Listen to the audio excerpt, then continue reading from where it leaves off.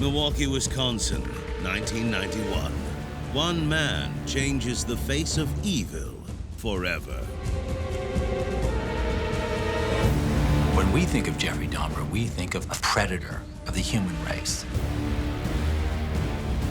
Although his name is infamous, the inspiration he takes from a Hollywood horror franchise is shocking.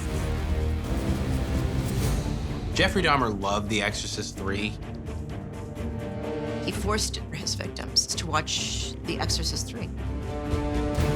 In The Exorcist sequel, detectives think they have a copycat killer on their hands.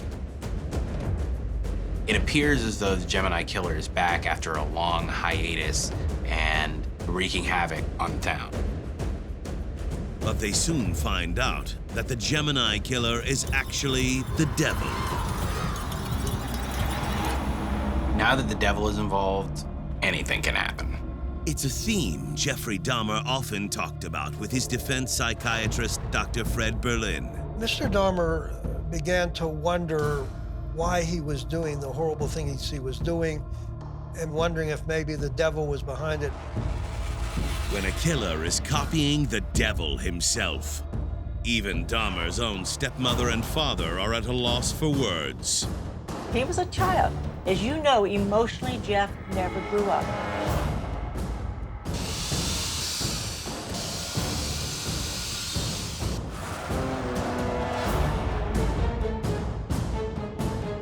I never dreamed that this would have happened.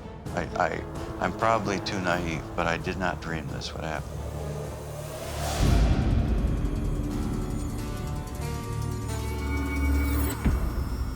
Jeffrey Dahmer is one of America's most nefarious killers. But even the most evil among us turn to movies for inspiration. He believed either the devil was talking to him or that he was the devil. And watching Exorcist III confirmed those beliefs.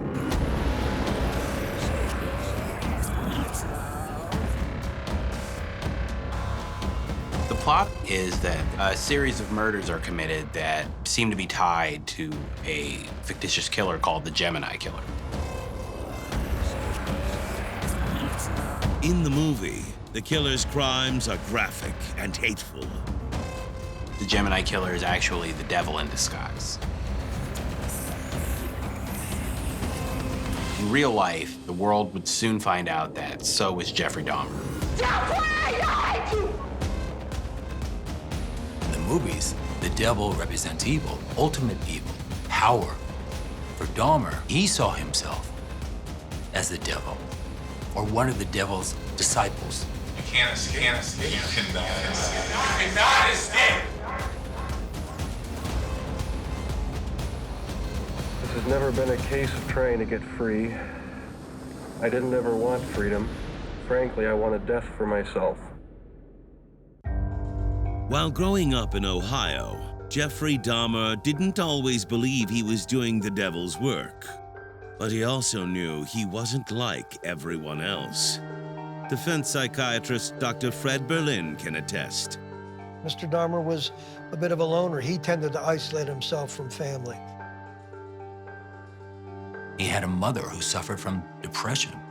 He had a father who was never home. His school teacher actually wrote in his report card that she felt there were signs of neglect. Dahmer's father, Lionel, exposes his son's difficult upbringing. I think in retrospect, I certainly would have spent more time, invested more time with Jeff than my former wife. There were so many physical and mental problems with her that took away drastically from the time I could have spent with Jeff. You don't deal with anything. Why do I come? At home, Dahmer's parents' marriage is a constant struggle.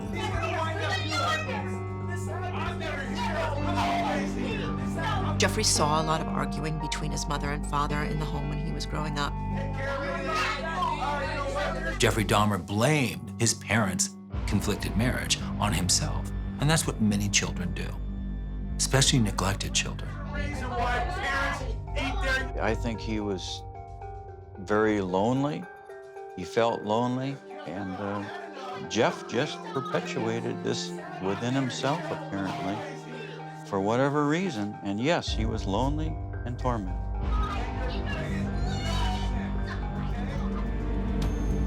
By his senior year of high school, he is disengaged from society. An alcoholic who often retreats to a hiding spot he's created in the woods. Mr. Dahmer had a serious problem with alcoholism. Here's a teenager who's miserable in school, drinking to function, and then comes home to a house in conflict. So what do? How does that teenager cope? And Jeffrey coped by going out into the woods, because at least it was quiet there. At least there weren't people that caused him anxiety. In the woods, Dahmer discovers something about himself. Early on, Mr. Dahmer realized he was attracted to males rather than females. There's a story that he claims that there was a jogger when he was still a teenager who Jeffrey Dahmer was attracted to. And this jogger used to jog on this path. And as a teenager, Jeffrey Dahmer found him attractive. Instead of confiding in someone, Dahmer represses his sexual desires. I think one of the problems Mr. Dahmer faced is at a time when he was growing up, there was much less acceptance of homosexuality than there is now. It's hard for many people to understand how pervasive the hatred was towards anyone that was gay, and how unaccepting and cruel the world was. But it existed. Dahmer drowns his secrets in alcohol. He graduates high school, friendless and alone. But if there's one event in Dahmer's early life that changes him forever, it's his parents' divorce. His father eventually remarries. Shari, Dahmer's stepmom, recalls the situation vividly. He was devastated that his parents were divorced. He was ashamed of that. He was a child. As you know, emotionally, Jeff never grew up. Intellectually, he could have been everything his father is. He had a very good mind on him, but emotionally, he was always the wounded child. After the divorce, Dahmer's parents both leave the house, abandoning him in the family home. Home alone, with no money, no food, only spoiled milk. Can you imagine what that does to an individual? That's telling. This individual, I am not valued in my family, and I am unloved. There's nothing healthy about being in isolation and not having people with you. But this is how Jeffrey Dahmer was living. Left to his own devices, Dahmer's thoughts turned deadly. He would dissect some of the roadkill that he'd found. It was something that just fascinated him.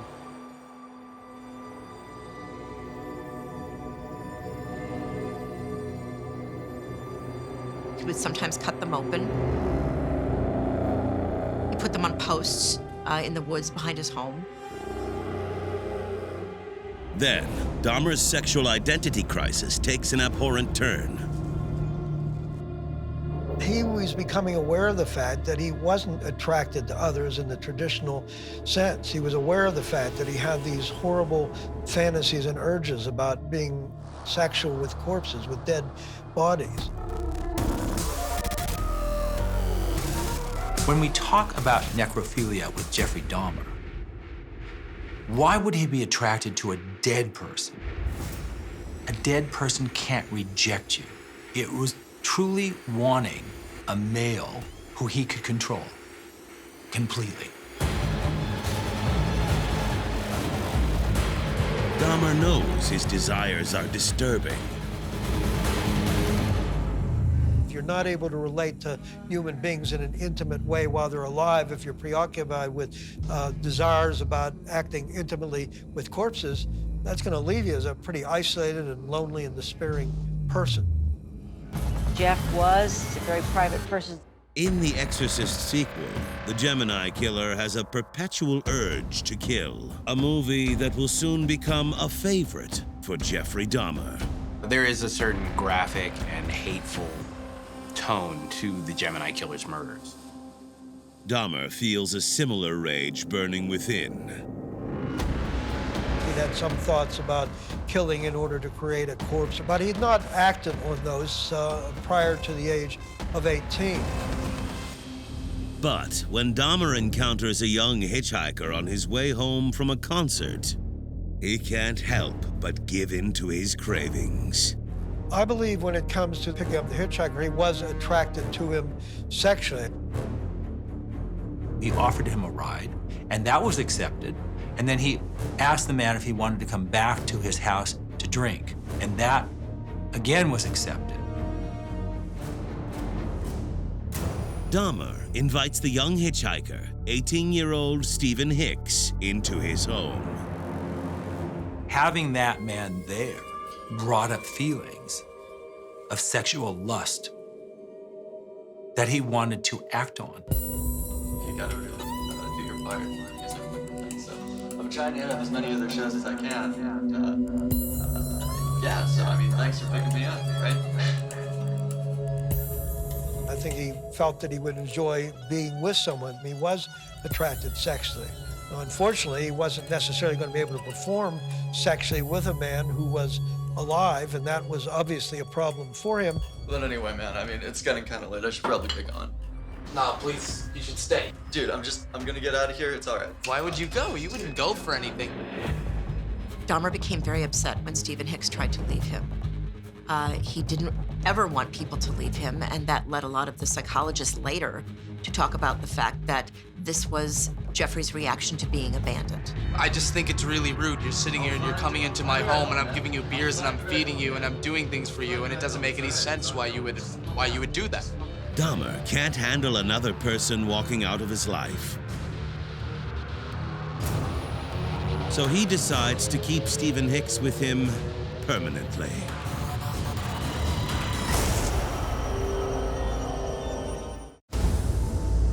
Jeffrey Dahmer is a lonely young man with a deadly secret. Early on, Mr. Dahmer realized he was attracted to males rather than females. But way beyond that was the fact that he was also turned on sexually by fantasies and desires to be intimate with corpses. Jeffrey wanted to have sex where he had total control and power over this individual. Dahmer will soon find himself obsessed with the Exorcist film franchise. The victims from the Gemini killer are paralyzed so that they're unable to move or make any noise. It's like being locked in a prison within your own body and being susceptible to all the pain inflicted without ever being able to act or react is a very frightening image. For Dahmer, the urge to completely control a victim's body is something he's only dreamed about. Until now. Jeffrey Dahmer was driving and saw Stephen Hicks hitchhiking. He picked him up in the car and invited him back to his house. He had these urges, he had these fantasies. He'd fought them, he wouldn't always win the battle, and he wouldn't act them. Stephen Hicks decides that it's time to go, but Dahmer won't stand for it. It's not clear that he had planned ahead of time to kill this individual, but when this man wanted to leave, on an impulse, he picked up a barbell.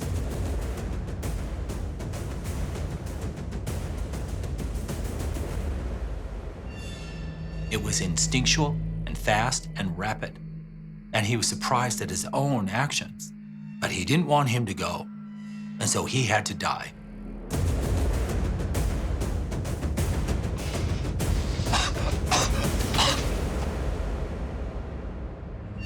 That abandonment triggered his years of neglect from childhood to teenage years. Only after he kills Stephen Hicks does Dahmer realize what he's done. He was surprised that he had the capability to kill another human being, and to do it so fast and so quickly. Although the murder wasn't premeditated, the outcome is exactly what Dahmer desires. Once that a man was dead, that even further heightened his sexual arousal. When Mr. Dahmer talked about the first killing, he did acknowledge he'd had sex with the body afterwards. I think he did it because this was the nature of the urges and desires he had, and he succumbed to those urges. But at the same time, he didn't feel good about the fact that this is something that he had done. I can see how he would feel tormented from the age of, 18 on, when I feel, was a sort of an accident first killing. I could see where he was tormented and probably wished he could go back in time. Ashamed of the gratification he got after the murder, Dahmer works hard to get rid of the evidence. He dismembers Stephen Hicks' body with a large hunting knife, puts the parts in trash bags, and buries them behind his childhood home. We really do see that progression, how he evolved, because it really went from animals to then people and ultimately killing them. For the next 8 years, Dahmer tries to forget about the murder and put his life back on track. But everything he does ends in failure. He flunks out of Ohio State after 3 months and joins the Army. Starting from when he was in high school, it seems like Jeffrey Dahmer had a hard time staying sober. He drank in college. He drank throughout his tenure in the Army. That led to him getting discharged. Dahmer eventually moves into his grandmother's house, but it's his next misstep that finally gets someone's attention. Jeffrey Dahmer gets arrested when he's at the state fair. He gets arrested for disorderly conduct and indecent exposure. His father decided that that was enough and sent him to live with his grandmother in West Allis, Wisconsin. He thought that she might have a positive impact on him. During the week, Dahmer works at a local chocolate factory. And on the weekends, he begins experimenting with sleeping pills. He also began slipping sleeping medicine into the drinks of people he met, pretending they were dead. The sleeping pills give him the control and power over his sexual partners. These sexual interactions are very telling because you're looking at the worst kind of male lust, where the person has no empathy, no remorse, and has viewed the human as just an object that they can control. And it's really what we would consider sociopathic behavior. In the Exorcist sequel, the killer uses succinylcholine to paralyze his victim before committing murder. Unbeknownst to Dahmer, he is recreating his future favorite movie. I think there's certainly something unsettling about the way that the Gemini killer dealt with his victims. It's very ritualistic. In The Exorcist III, the devil demonstrates absolute power. He can control people and make them do whatever he wants to, and Jeffrey Dahmer believed that he might be able to have that power as well. Dahmer is just as controlling when he meets 25-year-old Stephen Toomey. Dahmer meets Stephen Toomey and strikes up a conversation and invites him to go with him to a hotel. Cheers.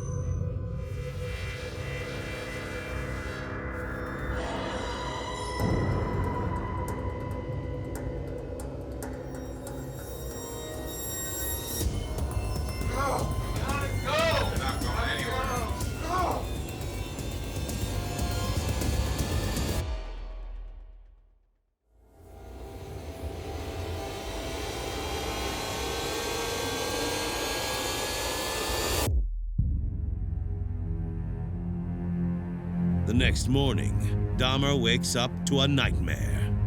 Dahmer claims that he woke up and saw that there was blood in the bed and that Stephen Toomey was dead.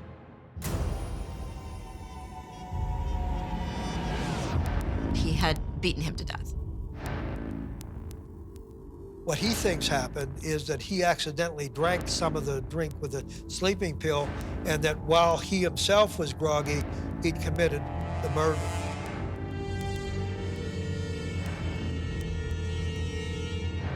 It's been 8 years since Dahmer's last kill, but this time, things feel different. And at that point, he had what he described, and I would describe almost as a reverse religious conversion. He began to think, well, maybe I'm doing this because it's my destiny. As Dahmer cleans up his latest murder, he decides he's done pretending to be someone he's not. Mr. Dahmer basically gave up on the idea that he could prevent himself from killing once he found himself there with that dead body. He knew what he was doing was wrong, but his lust-filled fantasies, in some ways, were controlling his actions, and he was allowing them to. He decided there was no point fighting it. He gave in to it. Dahmer transports Stephen Toomey's body in a suitcase to his grandmother's house. He stores his body in the fruit cellar for 9 days. During that time, he sexually assaults Stephen's corpse before he dismembers it and throws it out with the trash. Jeffrey Dahmer was always aware of what he was doing was wrong. He just didn't care. After his first kill, Dahmer tried to suppress his murderous thoughts. But after his second, he goes on a killing spree. Jeffrey Dahmer's killings then accelerate. He kills 3 more victims just in that first year that he's with his grandmother. He's able to bring these men home. He's able to take them to the basement, and he's able to have sex with them and then kill them. Legendary FBI profiler Robert Ressler, whose likeness is portrayed on the Netflix show Mindhunter, described what it was like to hear about Dahmer's crimes from the murderer himself. Well, Jeff told me essentially the issue of control, that he had very little control in that which he did. And he said that would follow up with going off to bars, meeting people, inviting them back to his apartment. As they stepped through the door, he said his whole mental orientation began to change. He said at that point, he said, it was like a lead blanket would settle over me and I'd get this very horrible feeling of loss. After each kill, Dahmer dismembers the bodies and throws them away, but not before he commits necrophilia. There was a force inside of him that was pushing him, I think a sexual drive that was misdirected. He just felt it was his destiny to do this. The fight to resist acting was gone from him. In the third installment of The Exorcist, the Gemini killer reveals he's the devil in disguise, a villain who collects trophies to remember his victims. A belief Dahmer also shares and will soon connect to the film. When we hear that he is a saver, what he means is that he keeps a piece of his victim. Like the movie, Dahmer has also found a way to keep his victims with him forever. At some point in a series of killings, Mr. Dahmer began to keep various body parts. After his 5th victim, Anthony Sears, Dahmer dismembers his body and keeps Anthony's head. He boils the head to remove the skin and the debris. He then skins it and bleaches it. Then, Dahmer paints the skull gray. He paints them gray so that they look less real, so that if anyone were to come upon them, they would think that it was, of course it couldn't be real. Just shows how measured and how clever he was in planning these crimes.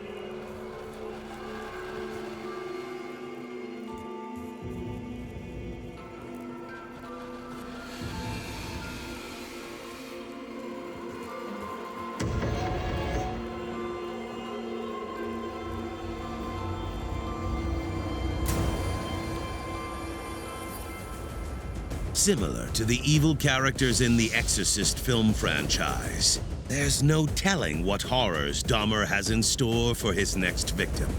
This was a man who discovered what he wanted and knew how to get it, and then how to destroy it.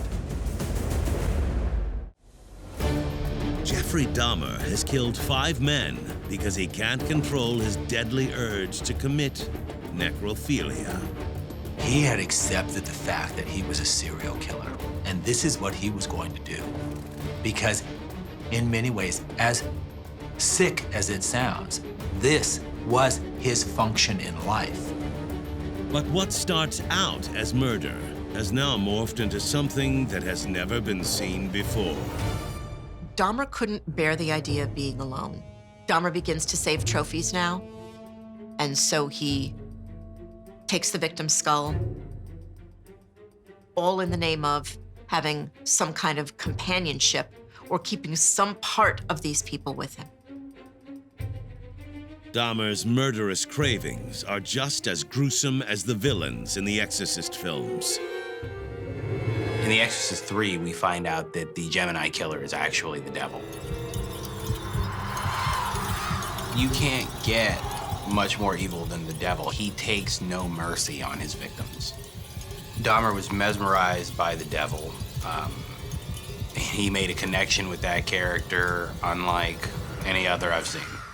With 5 murders under his belt, Dahmer also feels unstoppable. He moves out of his grandmother's house and into his own apartment in Milwaukee. Dahmer is now truly alone and can do exactly as he pleases.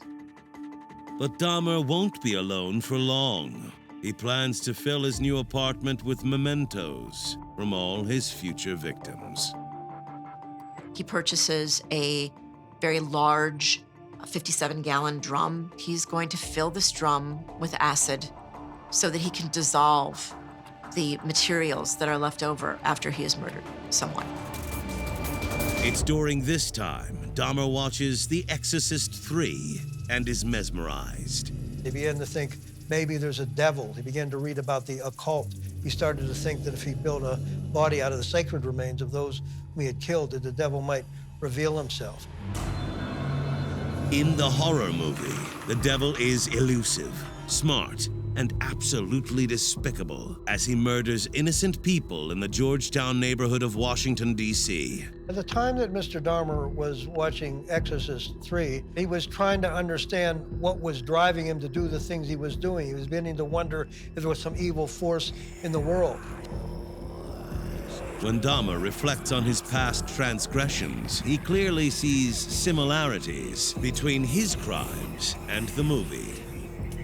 He clearly thought he either was the devil or was being controlled by the devil or was the devil's disciple. He said that oftentimes he would be in his home alone in the evening drinking. He'd start watching some of these bizarre videos that he seemed to enjoy that had significance to him. For the next 6 months, Dahmer watches The Exorcist sequel endlessly. He began wearing yellow contact lenses, engaging in strange incantations. He was thinking that maybe the devil would reveal himself. Between 1990 and 1991, Dahmer's murder count more than doubles as he meets, drugs, and kills 7 more young men.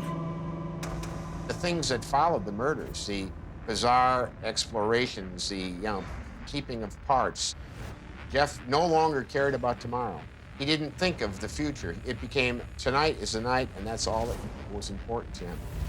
The more men Dahmer says goodbye to, the more he yearns to keep them with him forever.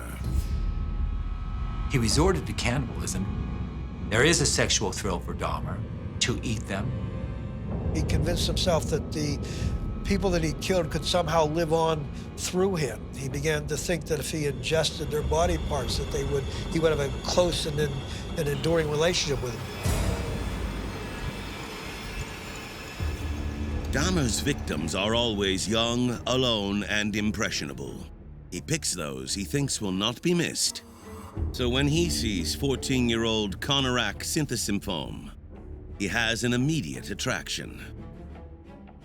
When Jeffrey Dahmer met Konarak Synthesymphone, he offered him money to come back to his apartment to pose for naked pictures. $50 to pose naked appears to be an easy way to make money. And also, Dahmer came across as incredibly low-key. He seemed like a person that was saying the truth. Konarak agrees to the deal and willingly walks into Dahmer's apartment. But Dahmer has other plans. Somewhere along the line, he begins to have fantasies of something between life and death, what he calls zombies, and he discovers this is an exciting turn on for him. In his mind, he thought if he could create a sex zombie, he would then stop killing.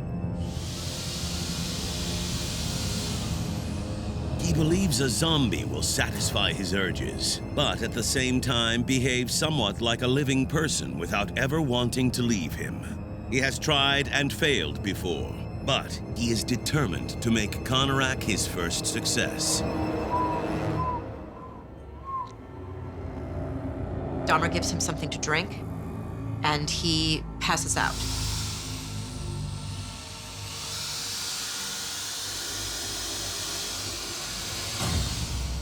He drills a hole in the top of the head of Konarak Synthesymphone, thinking that he can create this zombie.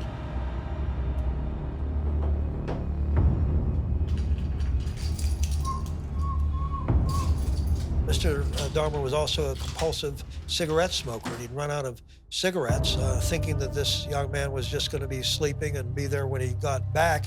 He went out for a pack of cigarettes. But as Dahmer walks back home, he's in for a shock. Hey, hi, I'm on 25th and State, and this is a young man. He is butt naked. He has been beaten up. He is very bruised up. He can't stand. He's study fall out. He is butt naked. He has no clothes on. He was really hurt. And I ain't got no cord on him. I just seen him, and he needs some help. Where is he at? So Konarak runs out of the apartment and is running up the alley. He's confused, he's dazed, he's obviously still sedated, and the police show up. Son, are you awake? Son, know what you need. And Dahmer shows up at about the same time the police do. But escaping Dahmer is like catching the devil. Impossible. Sir, can I help you? Well, this is my boy. This is my boy. What do you mean it's your boy? He is my boyfriend. Dahmer tells the officers that the man is his lover and the two had a fight. But all was okay. Mr. Dahmer had an amazing capacity to keep his wits about him. I think what he was doing was so far beyond the pale of what one would imagine that people weren't looking for that. Shockingly, the police believe Dahmer's story. Intoxicated Asian naked male was returned to his sober boyfriend, and we're at 8. In the Exorcist films, the devil has all the control, but in real life, the power belongs to Jeffrey Dahmer. The only thing one can think of is almost like a cat with a mouse. There's no telling what he's about to do next. Jeffrey Dahmer is on a killing spree so horrific it rivals the devil's crimes in his favorite film franchise, The Exorcist. In the movie, the devil seems unstoppable because the devil wants what he wants when he wants it. Dahmer, too, covets whatever he wants. He's already killed 12 men, and there is no end in sight. Konarak was able to get away from Jeffrey Dahmer. Unfortunately, it didn't last. Dahmer brings Konarak back into his apartment and resumes his grotesque acts. Dahmer drilled a very small hole in Konarak's skull and then injected muriatic acid. Dahmer immediately kills Konarak. During the next several months, Dahmer murders 4 more young men in his apartment, bringing his total body count to 17. Before he kills each one, he makes them watch The Exorcist III. Dahmer felt like the movie got him in the mood. He enjoyed watching the ways that the devil killed throughout it.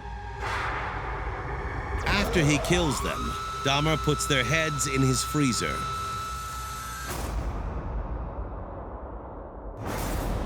And their bodies into his barrel of hydrochloric acid. But soon his crimes catch up to him. These decomposing bodies in this acid, in this large barrel, was really starting to affect the atmosphere, the smell in his apartment. A number of residents had called the manager of the building and had told him that there was a terrible smell coming out of the apartment. Dahmer's landlord makes a visit to his unit to see what is going on. He has no idea the horrors that lurk inside. Listen, I've been getting a lot of complaints about a smell. Dahmer told the super that his freezer broke, and that was why the smell was so bad, is that meat was rotting. The landlord takes Dahmer at his word. Dahmer was such a master manipulator, he convinced the superintendent that there was nothing wrong here. Okay, great. Have a great day. You too. Have a good night. Dahmer escapes another close call, but behind closed doors, he's falling apart. And I think at that point, Mr. Dahmer just was careless. He was no longer paying much attention to not being caught because he was really virtually out of control, and all that mattered was satisfying these necrophilic urges and fantasies and so on.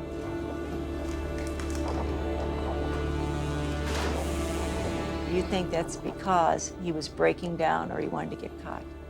I think in a sense, Jeffrey did want to get caught. Shortly thereafter, Dahmer brings home his next target, 32-year-old Tracy Edwards. Tracy Edwards went to Dahmer's apartment with him willingly, and the minute they get into Dahmer's apartment, Dahmer throws a handcuff on one of Tracy Edwards' wrists, and he continues to hold on to it so that he could keep control of him. He forced Tracy Edwards to watch The Exorcist III.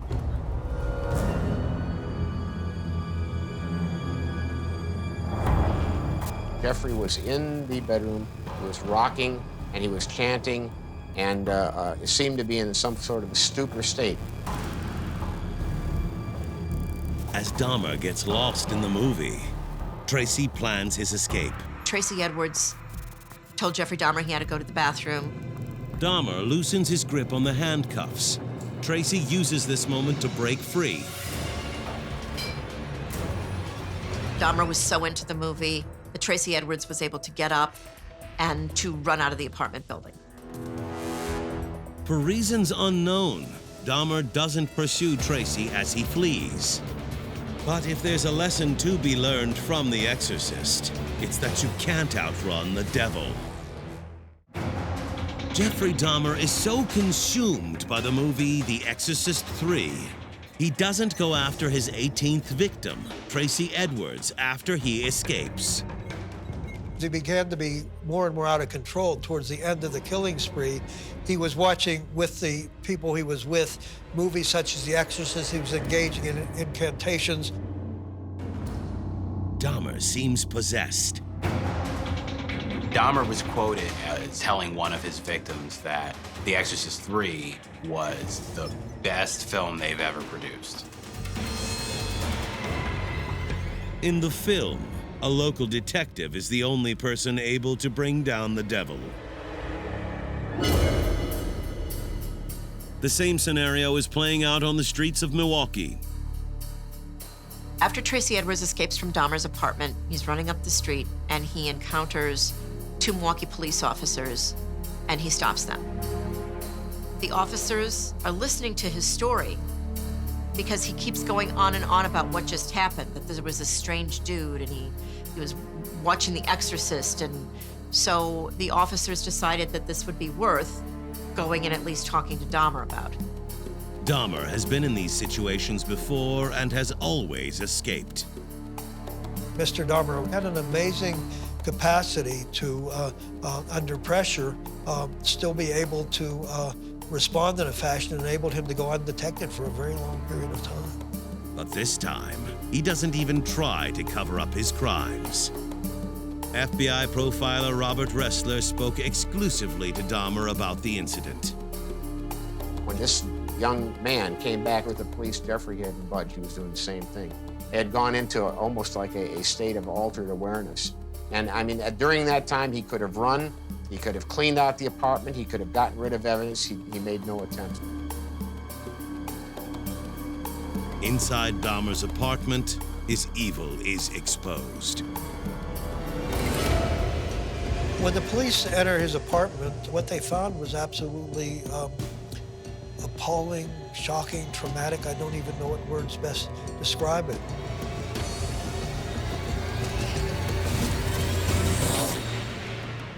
As officers were going through the scene, they found skulls in the freezer. They found some of these human organs. One of the officers had opened up the refrigerator and found a head. A human head in the refrigerator.